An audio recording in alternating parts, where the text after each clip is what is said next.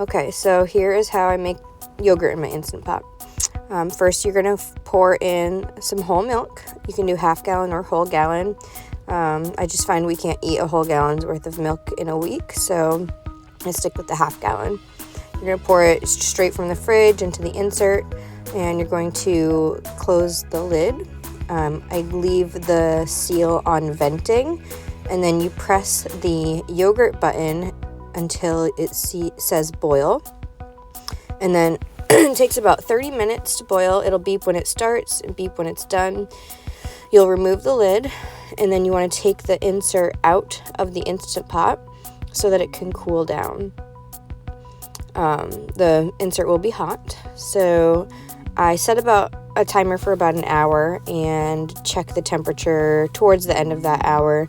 You might take longer if you're doing a whole gallon. I keep my little written down notes on a sticky note on the side of my fridge. That way I can just refer. You're looking for it to cool down to a temperature between 112 degrees and 108 degrees. And when you get that, you're going to skim this film off the top that forms sometime.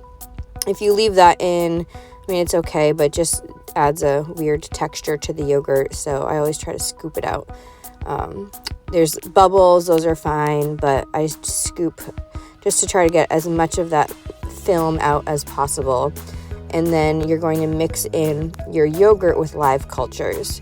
So you can either do that with store-bought that says that it has live cultures in it, or you can use, if you've made yogurt, you can use the last little bit of the yogurt and stir it in to make a new batch.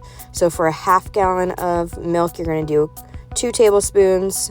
My tablespoons were generous. And then for a whole gallon of milk, it'll be a 1/4 cup of live active culture yogurt. So you stir that in, you put the lid back on, you want to make sure it says venting again, and then you're going to hit the yogurt button until it says 8 hours. And then you just let it count up. You'll wait for it to beep, it'll turn to 0, and then start counting up through the whole 8 hours. If you need to leave it longer, like 12, 16 hours, it's totally fine. It's just maintaining the temperature in the Instant Pot for you. Towards the end of the 8-hour time, I get my yogurt straining cloth and I put it on my strainer inside of a bowl. If you're doing a whole gallon of milk, you're going to want to make sure you have a nice big strainer because it will fill most of it.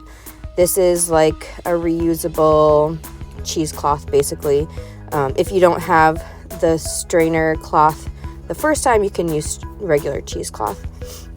So you're going to take the lid off and just pour all of your yogurt into the strainer and let it sit.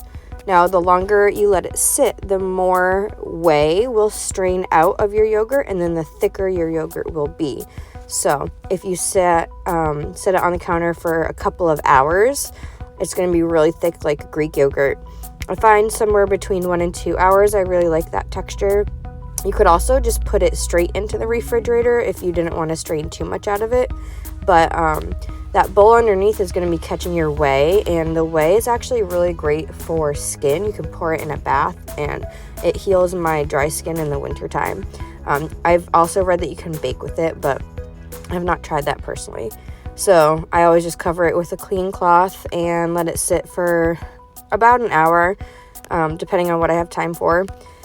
Then I'm going to scoop the yogurt that has been strained a little bit into a clean container with a lid, and then I wind up pouring that whey into a mason jar, and I store all of it in the fridge, and it's pretty easy. So I read that the active cultures can be used again if you make yogurt within a week. I'm not sure if you can make it after the 1 week point, but every now and then I just wind up kind of finishing off our yogurt container and buying a new thing from the store. So hopefully this is helpful, and you can play around with it and see what you get.